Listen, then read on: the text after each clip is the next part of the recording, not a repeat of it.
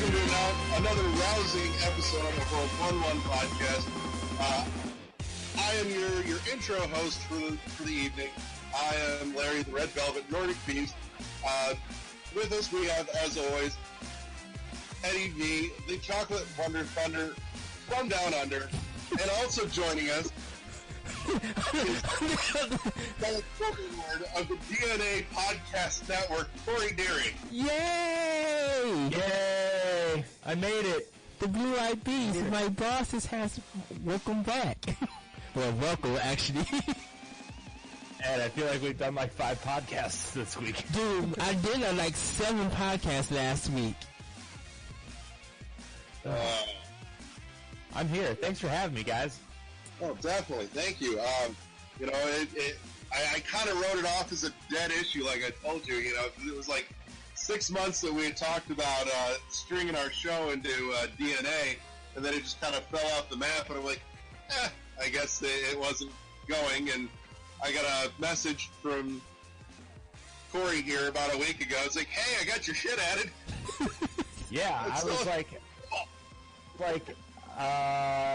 yeah, I should probably do this since I told them I was going to, and then I got super busy, and then we were planning a whole bunch of other stuff coming up, and then I was like, I got some time. I should probably finally do this. And I did it. Yay! So, I still have my bosses here. Yes. Yay! Woo! So, for those that are not coming into this show from the DNA Network, tell everybody a little bit about DNA Network, what all you guys do, what all you host, and, content and all the other fun stuff. It's your chance to shamelessly plug your network.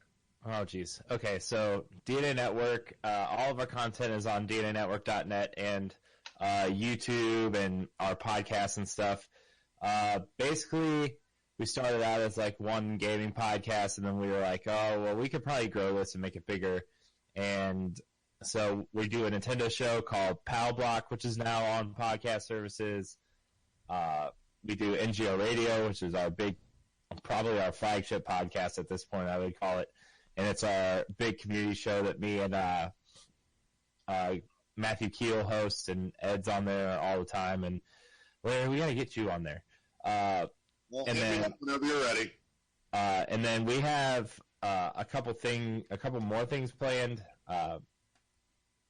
My friend Cameron, who used to produce a lot of our shows, is coming back, and we're going to start doing some cool things revolving around Let's Plays. Ed, I've talked to you a little bit about stuff, and we actually did that Halo one a couple weeks ago. Yes. That I still need to publish, but it's basically like a Let's Play and podcast type thing where we kind of just play a game together and talk about stuff and stuff like that. And it's really just a combination of a bunch of podcasts and YouTube shows and Let's Plays and articles and just blogging and stuff like that. So it's kind of what the DNA Network is. It's just a positive place for people to come hang out and talk about games and connect. Yeah. Connect. It's a good word. Yes. So that's the DNA Network in a nutshell. Well, right on. We're glad to finally get the show up there, and we hope that some of the folks off of your network are joining us for the first time finally. So yeah, and I've been trying to, like, every time a new show goes up, I post it on the website, and then from the website, it automatically sends it out through our social media stuff. So if you want to follow us on social media, it's whatever social media you're on / the DNA Network. So I made it nice and easy for everyone. Yay. Which I'm really surprised nobody had that, which was weird, but nobody did, so I win, I guess. There you go.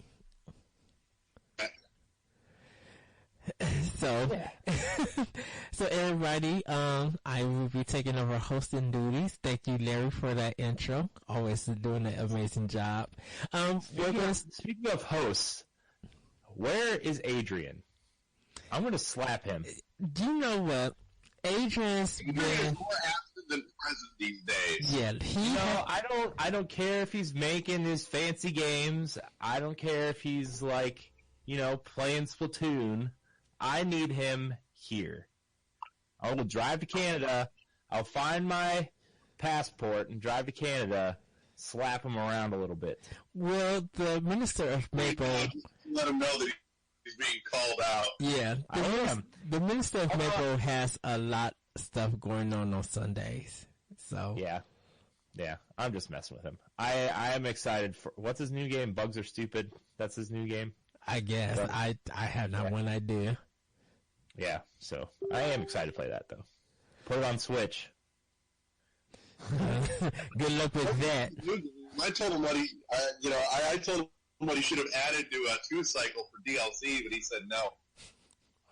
What should he add to Tuna Cycle as DLC? DLC? Get ready for this craziness. There could have been great little theme packs. Instead of just, getting ready to go out for a date, they could be getting ready to go out for all kinds of different, theme stuff. Like, a night out at the movies where instead of, collecting the top hat and the cane and the monocle, you're collecting a theater ticket and a bucket of popcorn and some Twizzlers. Or, beside heading out to a fetish night and he's collecting a ball gag and a crop. Oh, jeez. Yeah, I told you to be ready. 99-cent DLC, there you go, kids. And like we say, this is why we're a train wreck of professionalism.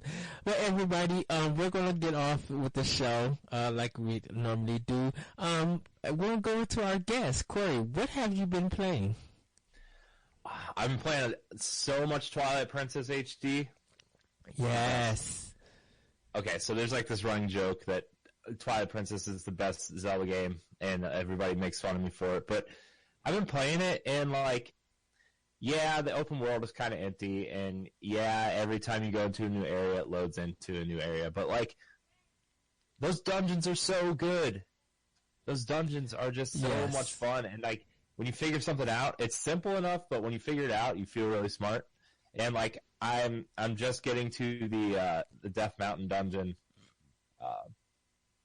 So I've been playing a lot of that. I'm about 10 hours in, I would say, 10-ish, and I've been looking for all this. And now, in the HD version, they added a new collectible called Stamps. Uh-huh. And I didn't realize that until I found one, and now I have to go back and find all the stamps, and it's ridiculous. So this has made the game longer. Yeah, but, and I missed 2, and I can't get back into that dungeon until I get the hook shot, and it's really messing with my head. Oh. I still think Twilight was my favorite 3D Zelda up until this point, at least. See, I'm not the only one. No, you're not. I think it was fantastic, honestly. I think the story was great. I loved Midna as a side character, as an assist character. She was fantastic and snarky. Yeah. A roiling badass when you got all of the crown. Yeah, and I like Midna too, and at the end of the game, I'm not going to spoil anything since they just kind of re-released it, and they kind of want you to play it right now for Breath of the Wild and that Amiibo. All you want. That game is 10 years old. Okay, spoiler alert. The end of the game... No. The game is still available if you don't own it. It's a 10-year-old game if you haven't played it. Guess what? Get your Wii U to find someone who's selling theirs and pick up the game. We're not going to ruin it. This one, we're not going to ruin it. If you want to not play Twilight Princess at this point, this is your own fault. Yes. So we're not. You have 3 ways to get it. You have GameCube. No, 4 ways. You have GameCube. You have Wii. You have Wii U. And for some illegal people, it's just 3. For some not downloading people, there's a PC emulation. I've been listening to Retro Force Go. It took for me I not downloaded the game. So, that's the way that you could get it. But yeah, we're not going to ruin the ending of the game because I still need to beat it. So I've been playing a lot of Twilight Princess HD. I've been playing a little bit of Mario Kart 8. I'm super excited for the new stuff on Switch, so I'm trying to get my Mario Kart game back up to snuff, you know. And then what else was I playing? I was playing something on 3DS. Oh, I'm trying to finish Box Boy so I can move on to Box Boy. Game that I still need to pick up. It's so good. Box Boy is so good. Yes.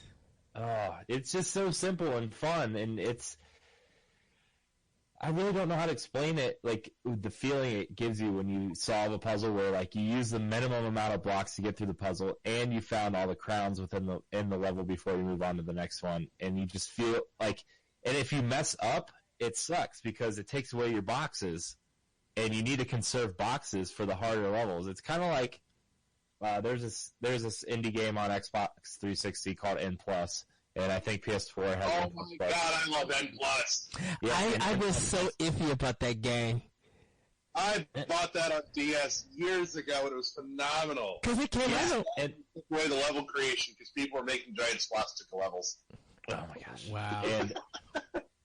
And like, it gives you that sense that N+ and N++ do, where you need to conserve. Like, you want to get all the gold coins or whatever they are in the levels, and like, the more you collect, the gold coins add to your time bar, but at the same time, you're like, well, am I spending too much time trying to get, once you get to the harder levels, are you spending too much time trying to get these gold coins, and so it's hindering your time?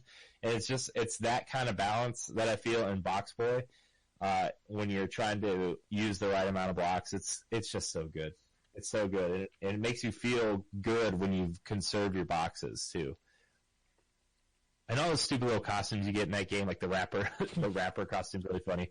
Or like there's another one that was really funny, like a colonial wig and some glasses, and like it's funny. It's good. It's such a good game. Such a good game, and it's only $5. So like, it's one of the best $5 games I've ever. But it wrecks my mind, because I'd be like, I need to get the crown and solve the level, and it sucks when I can't get that crown. Just be like, I have to come back and figure it out. But yeah, I love Box Boy. Yeah. So, other than that, that's kind of all I've been playing. Overwatch also. All right. And Larry, what have you been playing? I've been playing all the adulting. Oh God. My time has been on the very, very limited side, tragically, this week. Way too much shit going on.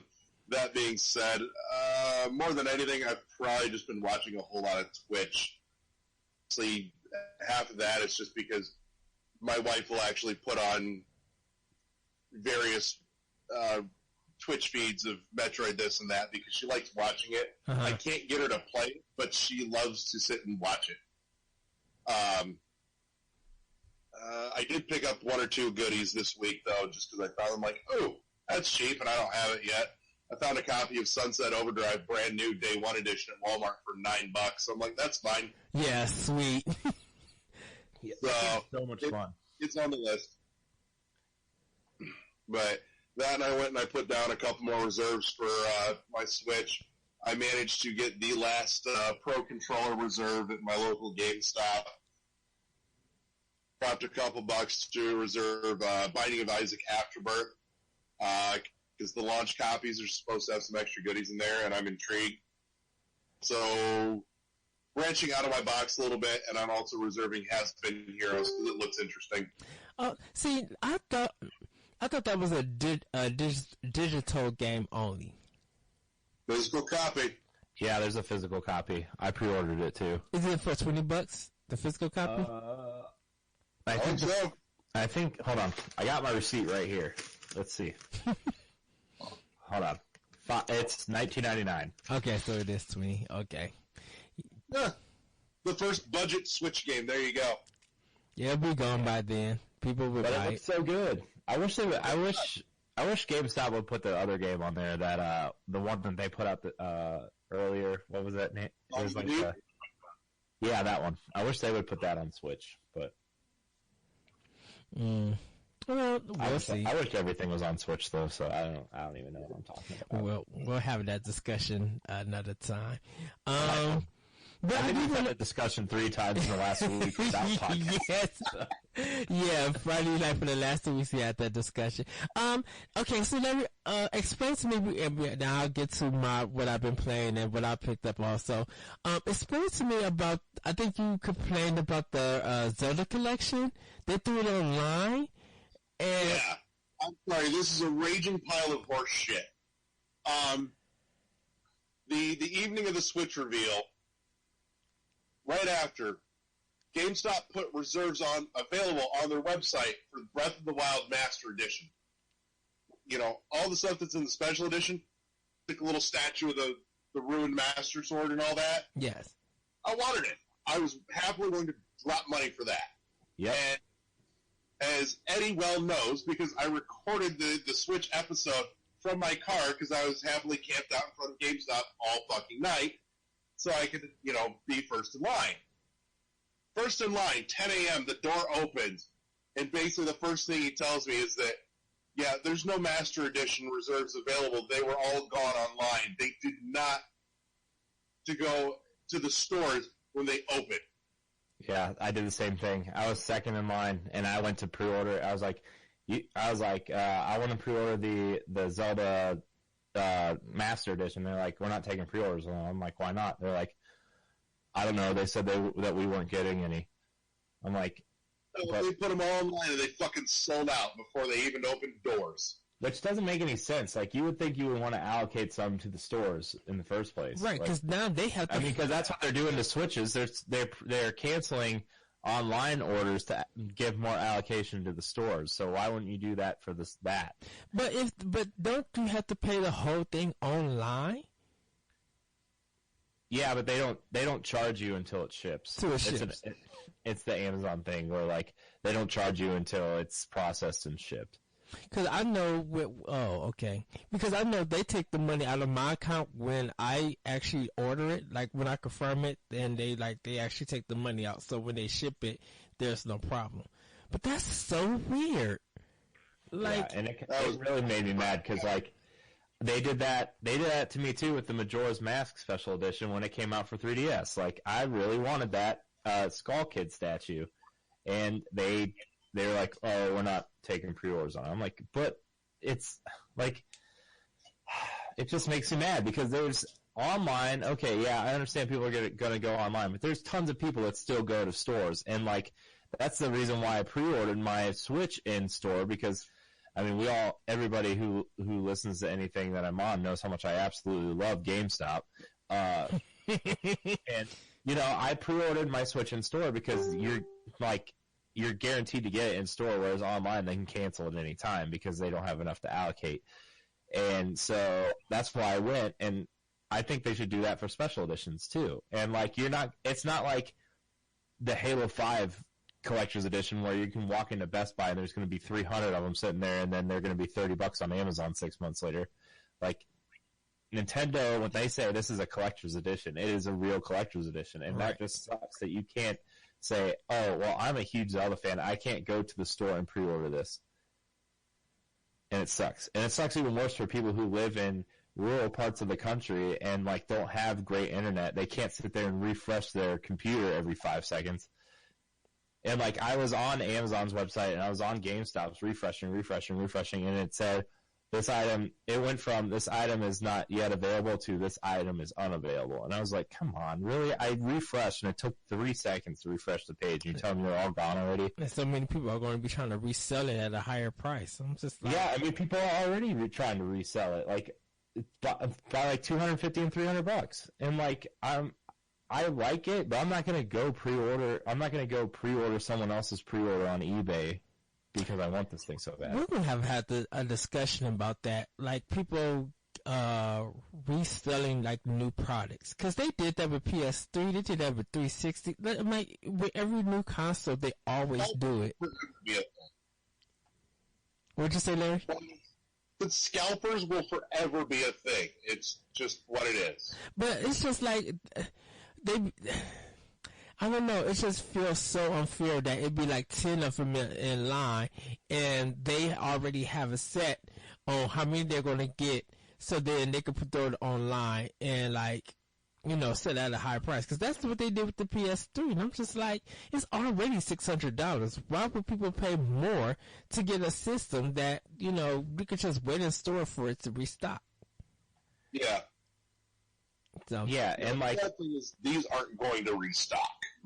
Yeah, and like I went to go pre-order my Pro controller, and I didn't get a Pro controller. My GameStop sold out, and like, I don't know how long it took them to sell out, but I was there like an hour after they opened, and they were like, we're sold out, and I don't know. It just makes me mad. But like, controllers you're always going to be able to get, but like this really cool special edition, and like, America never gets Nintendo collector's editions ever. Yes. Ever. And this was the one that I was like, I want this more. That I would trade everything in this game room right now for some Zelda stuff, that like some Zelda special edition stuff. And it just sucks that we can't do that. Mm. Yeah. They lost money. I'm like, yeah, I want to reserve Master Edition. We're out. Fuck it. I'm getting standard then. You don't want the collectors, the little in between? No. I can't have the Master Edition, base edition. That's it. That's all I want. Yeah, I don't care about any of the other stuff in there. Like, I mean, I do. It's cool looking, but I'm not gonna pay $100 for a little bag to put my Switch in. Like, I can go online and buy one that's cooler that somebody else either made or Amazon selling, that's like way cooler than what you're giving me. Or just wait for Japan, because you can order stuff from Japan and probably you might have to pay a little bit more, but it's just like, if it's the same stuff and the game's just different, I'll just keep the game as a collector's item and just have the American version and get all the stuff that we Americans got. So, well, I actually ordered Super Mario, Puzzles and Dragons and Super Mario Brothers Puzzles and Dragons. I've been playing that. Really, really good game. Should have brought it when it came out, but just didn't. And it just came on my mind. I was just like, I got to get it. So I ordered that. I ordered the book Console Wars by Blake Harris. I'll start reading that in a couple of weeks. But I picked up Resident Evil 7 and started it. And I have got to say that it's good. It really is good. I have to say that. As for it being scary, I'm not scared. I was just like, oh, okay, it's bloody, it's brown and haunting, I guess, but I'm like, it does nothing for me. And I'm playing the Xbox One version, so I'm not doing the VR or anything like that. I can play it in the dark if I want to, but I'm just like, well. And some of the character models keep reminding me of, you guys could be placed in House of the Dead arcade cabinet, and you wouldn't know the difference. But just like some HD graphics and a little bit more better textures. But other than that, I think that's all I actually have been playing. I've been installing stuff and playing. The Walking Dead season 1. I started up, and I think I'm still on the first episode, so I'm almost done with that. Really good game. I think I still like the Batman Telltale series. I think I still like that, but this Walking Dead one is pretty good. It's not that bad. So that's what I've been playing, and I actually picked up. So we're going to get into our topic of this episode, and let me find this article, and it's titled, give me 1 second, Study of Video Games. It's another study one that we talk about the cover. It says, study. Video games are among the most popular ways for men to cope with stress. And it's a very interesting read. You can read it on heatstreet.com, and you'll be able to find the article. And this was conducted by the University College London, and it said that 29% of the males that participated in this study listed that video games were their main coping method, where 18% of women use video games to cope with stress. compared to, or really more contrast, that women 59% of the women who took them part of this study, 52? 52, I'm looking at notes. Yes. 52% of the study of women who participated, sorry about that, they used prescription pills, where 27% of men of that same study used prescription pills, but they both said their main method to cope with stress is with friends. It's talking with friends. So I kind of want to ask you guys, first off, how do you cope in video games? I mean, not video games. How do you cope with stress when things get stressful? Like, how do you deal with it? Corey, I'm going to let you head this up. So how do I cope with stress in terms of video games? Yes. Just in general. Like, okay, so I used to play a lot of multiplayer games to cope with stress, and like a lot of a competitive multiplayer. Then I just figured out that just made me even more stressed out. So I stopped doing that for a stress relief, and I ended up turning to games like Tetris or Box Boy or Super Mario Brothers. Just like, an easier game that makes me like, it just takes the stress away. It's just a nice, easy game to just sit there and be like, take a deep breath and just do what's happening on screen. And I'm like, man, this is way less stressful than anything like, playing Halo or Destiny multiplayer, and like, even Twilight Princess, I've been using that as a stress relief. Like the last 3 days at work, I've worked, probably worked 32 hours of the last 3 days, and Twilight Princess is a nice, relaxing way to just go fetch things, go collect bugs, go collect these stamps, fight, complete a dungeon. It's just, I try to find a game that I know is going to be less stressful than my day was, and that is not the competitive multiplayer shooter anymore. It's like, people are always like, yeah, I just want to go home and shoot stuff when I play a multiplayer game. I'm like, yeah, but you get like 2 games in and you're even more stressed because you are too stressed to focus on the game, and you just get even more stressed because you're dying a lot, and it's just, no thanks, not anymore. You risking you have frustration from your stress, so why do you want to add more to it by playing a multiplayer FPS? Yeah, exactly. And so, like, I've been playing a lot. Like, Nintendo's a very good company that has a lot of games for me to relieve stress, and that's kind of what I've been doing lately. Is that? So. And what about you, Larry? My go-to comfort game is still Metroid Prime, just because it's not my favorite Metroid game, but it's one that I know well enough that I can pop it in and I don't have to think about it when I play it.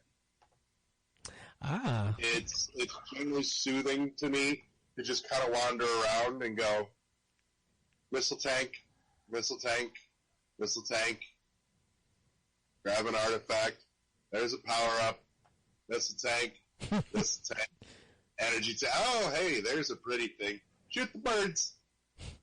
Well, I know for me, it's like just playing any kind of video game, but mostly something like Yoshi's Woolly World, or just, something that I know that's not going to be taxing on me.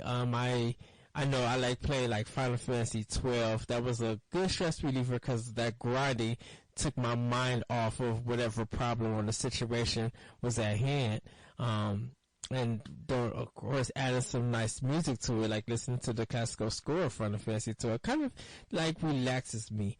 What do you guys think that by this study, do you think that some of those males were playing Grand Theft Auto and just probably putting in the cheat code in and just destroying stuff because they want to get that stress out, maybe that frustration and anger? Do you think Grand Theft Auto 5 or any of the Grand Theft Auto games, do you think those are good ones to use?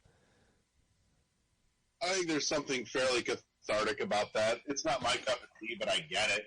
Just, and not even just Grand Theft Auto, but really, if you think about it, much of anything in the sandbox realm, I could see being good for that for a lot of people. And what about you, Corey? I mean, for me, I would rather, like, if I'm super stressed out, I would rather have something just tell me where to go, like something like an Uncharted type game, or I would rather have that linear path. I don't want to have to guess where to go or what to do next. And, I know Twilight Princess, I used that example earlier, but I guess that's kind of different because I've played that game so many times that I just kind of know where to go. But if I'm going to play a single player experience, I would rather just hop in and have it direct me where to go and have this like mindless fun. Uncharted is the example I use because I played all three of those games within a couple weeks after being really stressed out at work, and it was fun playing on easy, shooting people and like walking to the next area, or there wasn't a lot of guesswork in it, and that's kind of what I aim for. That's just mindless. I don't want to have to think about it because being stressed and having to think about more stuff after everything I've had to do during the day makes me more stressed out for some reason. It's I don't know. I get stressed out kind of easily. I don't know if you know that or not, but it's just kind of like one of those things where I just want to have that mindless fun and mindless interaction with something. And sometimes it's not even playing the game. Sometimes it's just watching Twitch or watching people Let's Plays on YouTube or something. People playing these games that I enjoy, and watching them do things. Then if I want to try that game, I can go try that game and try it the way that they did, or find a way that suits me. But I just want that mindless interaction just to go. I know for me, I don't think Grand Theft Auto is a good stress reliever. I think that's something to take I think it's better to really show anger and your frustration in Grand Theft Auto. I think when you're dealing with stress, of course you want something that's going to be easy that you can relax to. Like, if it's not a video game for me, I always tell people, if you're stressed out, watch a massage video. They're kind of relaxing. You can hear the music or hear the sound effects, and I'm like, just something that's going to take it easier that you can look at, and it'll make you kind of sleepy, but kind of relaxes your body to the point where you feel a little bit better that you could breathe and stuff. What did you think about the percentage of women taking prescription pills to cope? Because that, to me, it's so weird that people would use pills to cope with stress. Welcome to the X Nation, good God, because I'm hearing on talking about politics again, and I'm trying to steer clear of it. But I'm sorry, we've raised a generation, a culture, and a society that doesn't know how to cope with anything. What do? Here, have a pill, feel better. Or they'll smoke it, or like weed or something. It's just like, why can you not face the situation? Are you afraid of the consequence that's going to happen, or? My God, my safe space. Yeah, I know. My safe space. Jeez.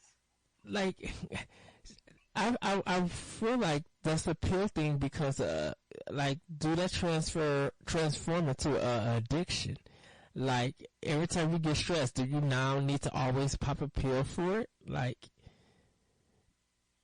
You do if you don't learn how to cope with life.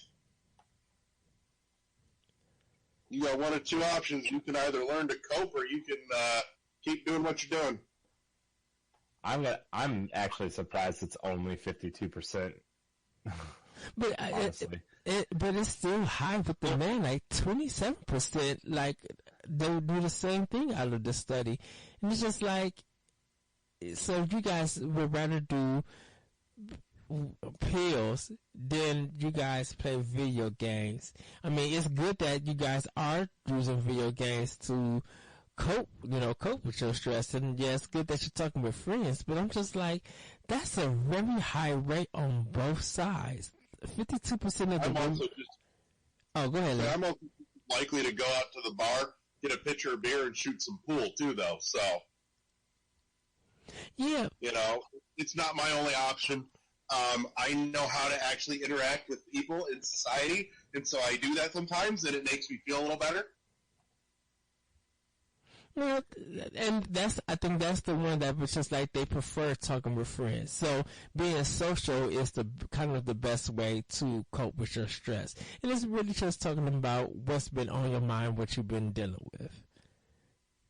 Well, yeah, I don't know. I'm actually, like I said, I'm kind of surprised that it's that low because I work in a restaurant. Everyone I deal with is like, when they're stressed out, they pop a pill, or when they go outside, they smoke a cigarette. Like, that's how they deal with their stress. And like, that 52% seems low, but then again, like, I don't know. It's just strange that like,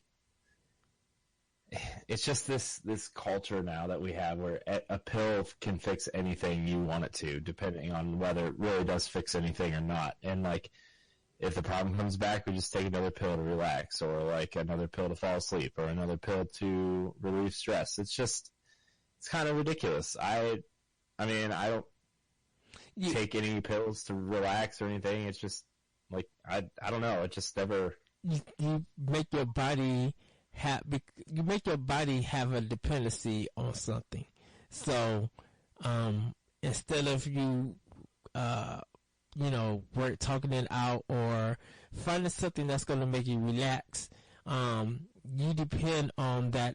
Your body depends on that pill when you get all stressed out or even overworked. So, sorry about that. I just find it fascinating. I'm just like, prescription pills for the study that they prefer to release stress. I'm like, what pill does that? Xanax. That's your go-to. That magic blue bar.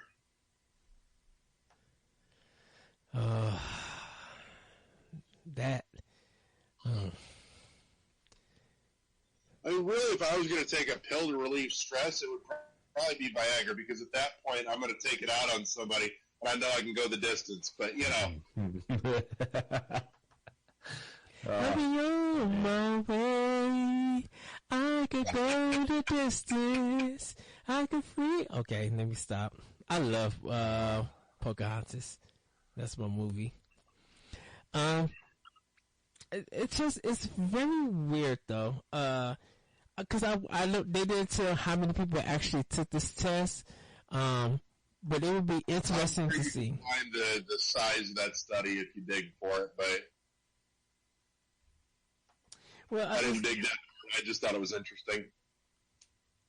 Well, I do want to say, okay, in the story it says the research serves as a strong rebuke to those who claim that video games carry no social purpose, especially for men and a significant percentage of women, many of whom play online video games for both social interaction and relaxation.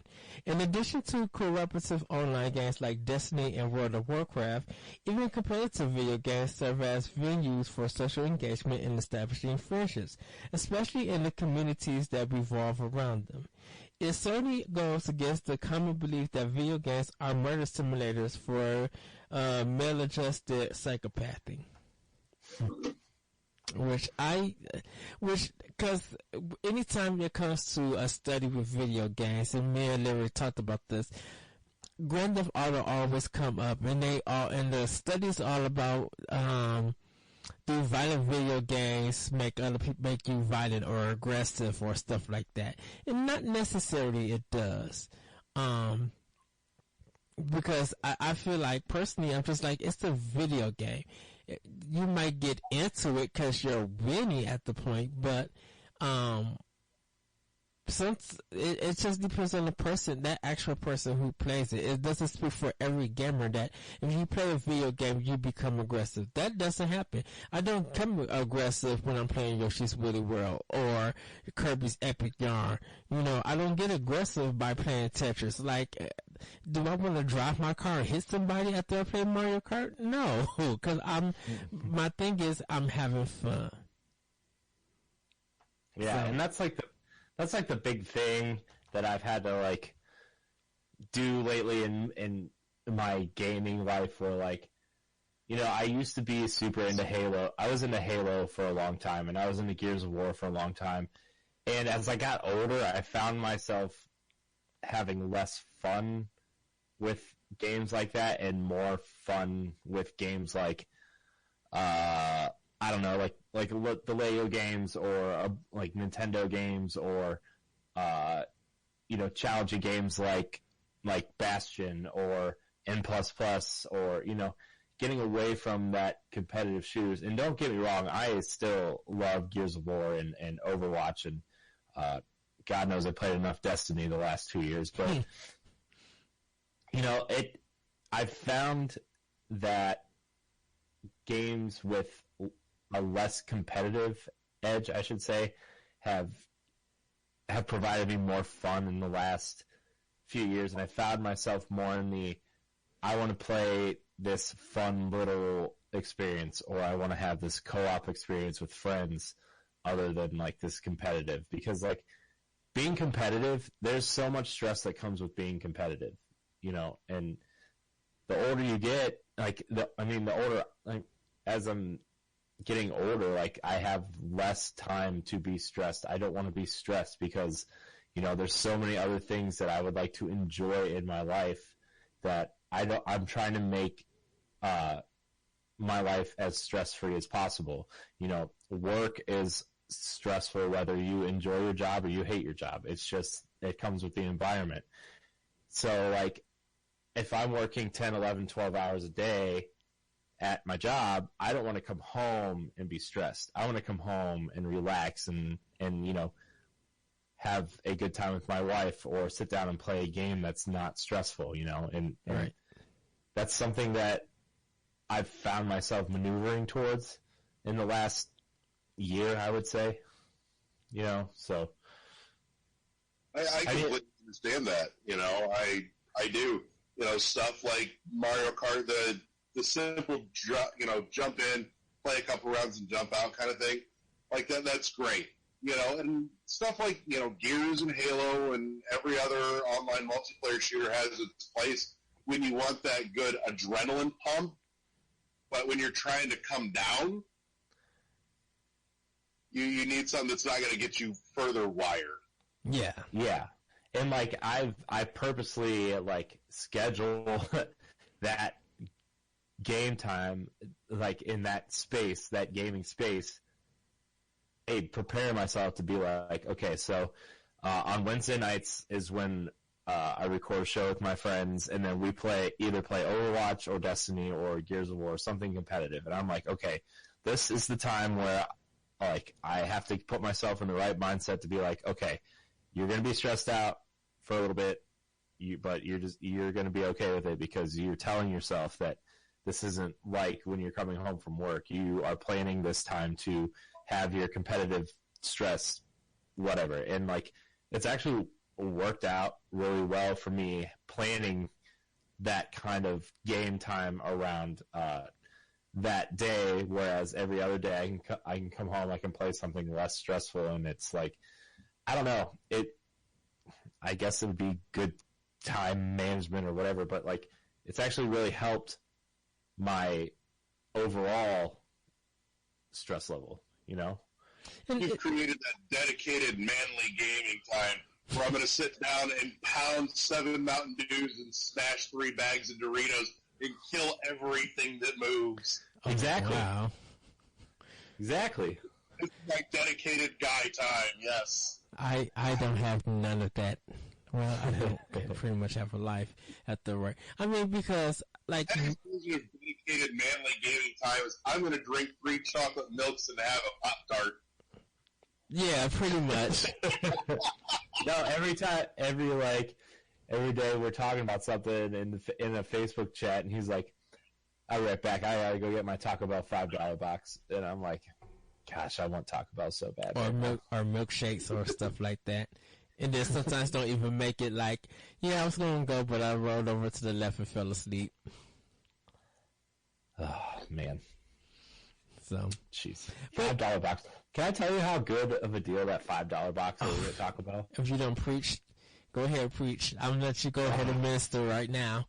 Because it's so good. $5 for all that. Oh, I wish I could have one right now. And those sweet. This episode brought to you by Taco Bell. And those sweet and spicy tacos are just I have one. They're okay. The $1 double decker tacos, yeah. Oh, so good. Full habanero. They're okay. I don't know. I thought they was gonna have like some sauce in it, and they're okay. They're not bad. You are ruining my taste buds. They are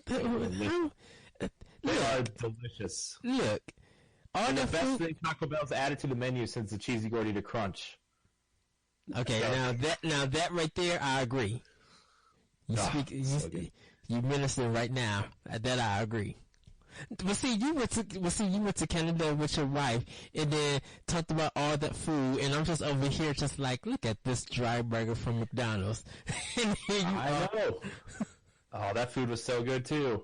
And then I get mad because Larry got King Gyros, he got the pancake place, he got all these spots, and I still need to go to the Italian restaurant that he's gonna take me. And I'm just like, take you to Polito's. Yes.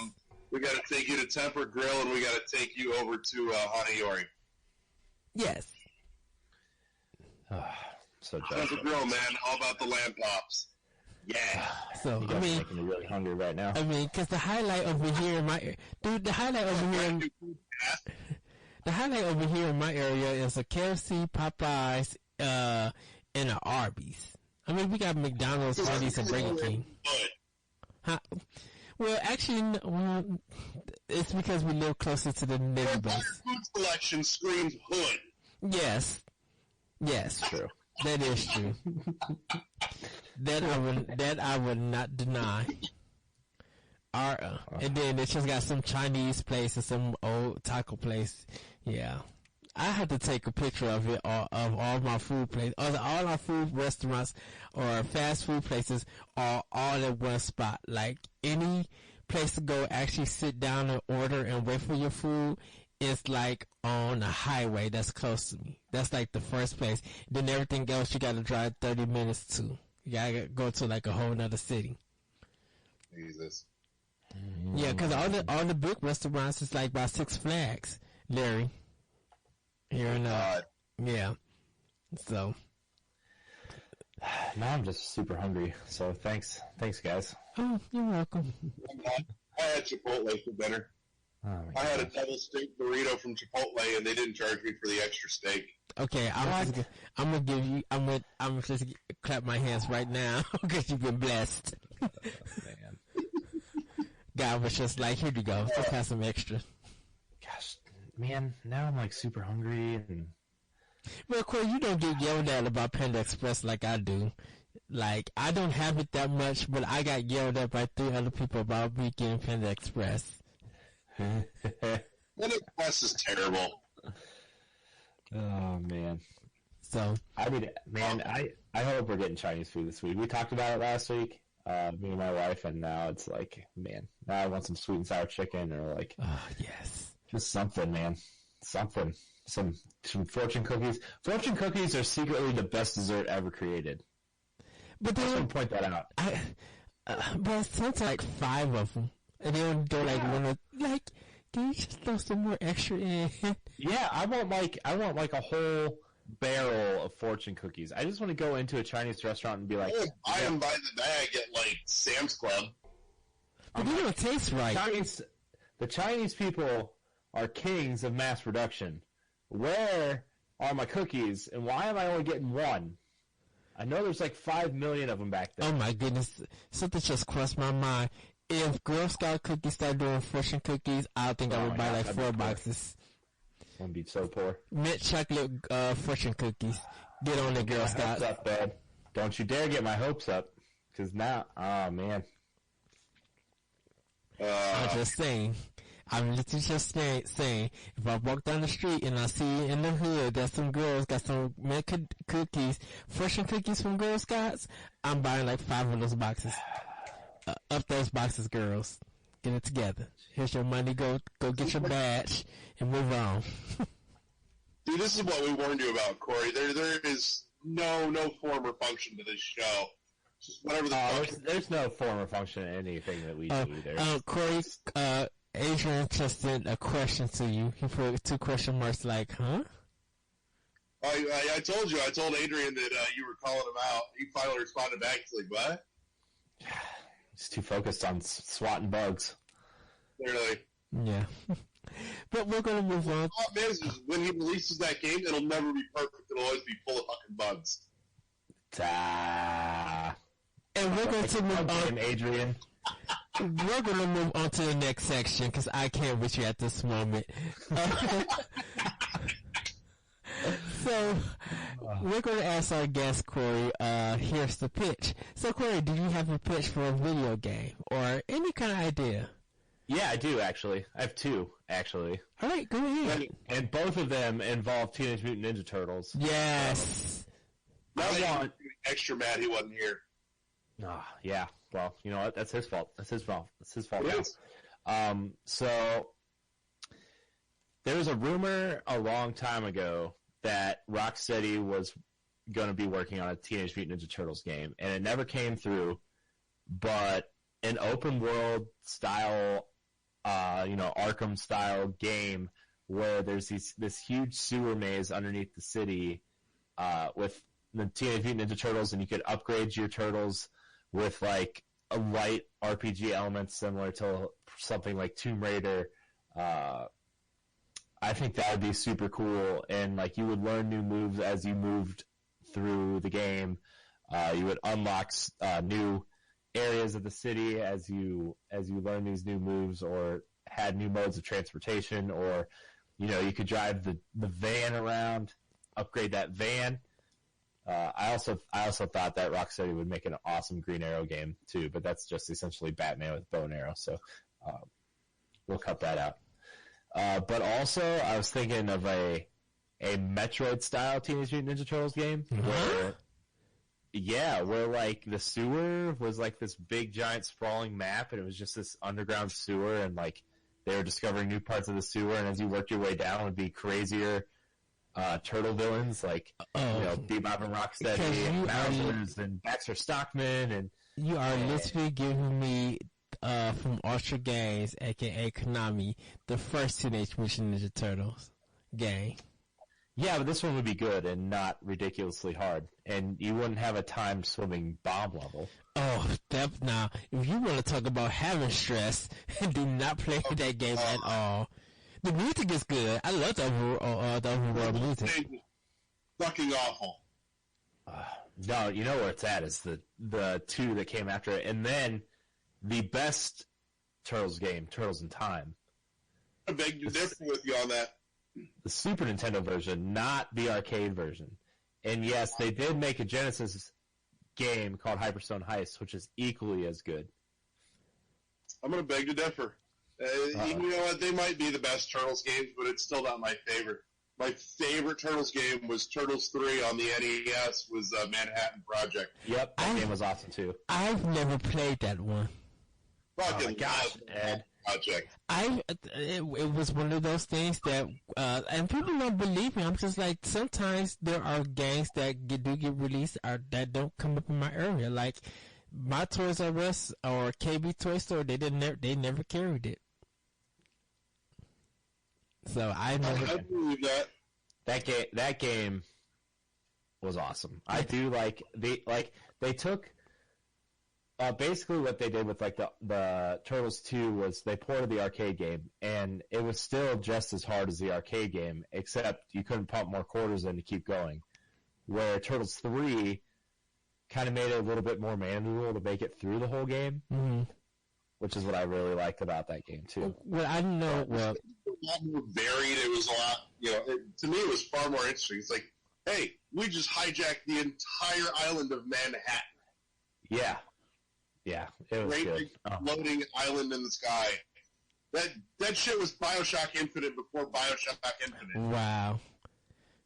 And I think this is when arcade games, when they got ported to console games. I know Manhattan Project was just actually designed for the NES, but like TMNT 2, the arcade game, they added more levels to it.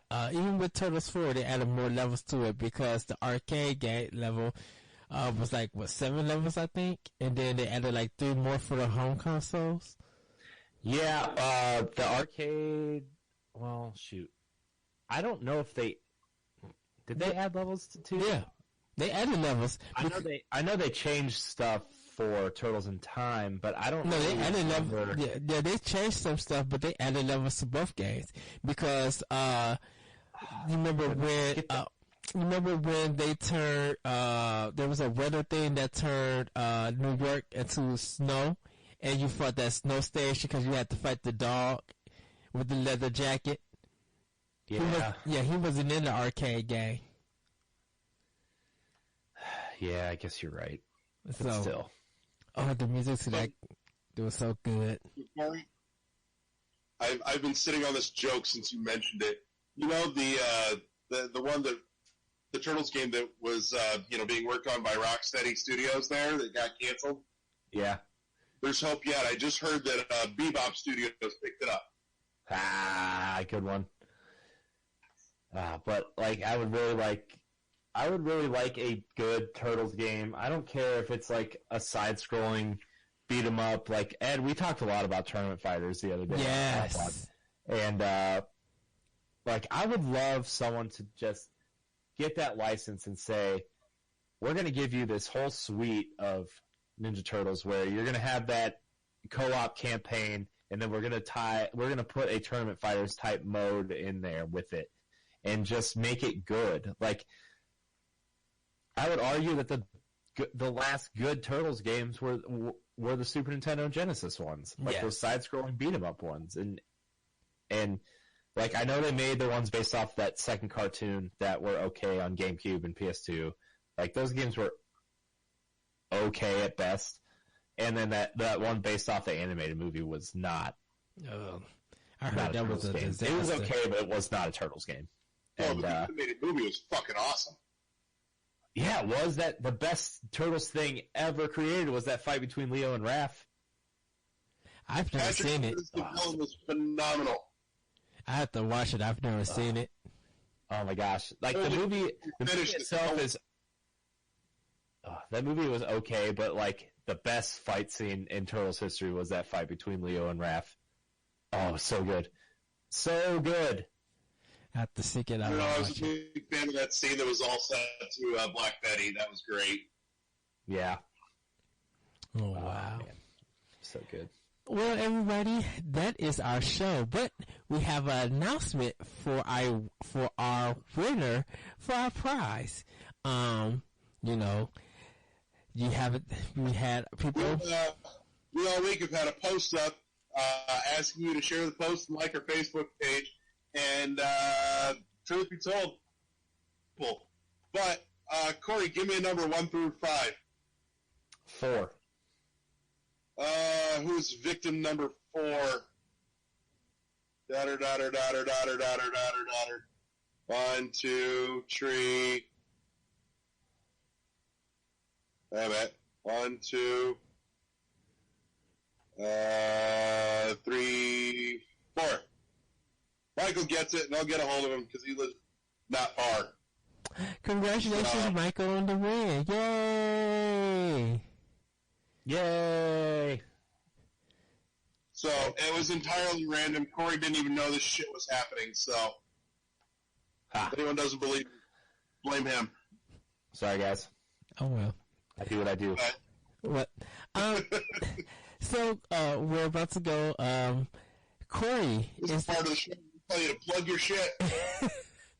Okay, so you can find me on Twitter at Corey Hudson in HD.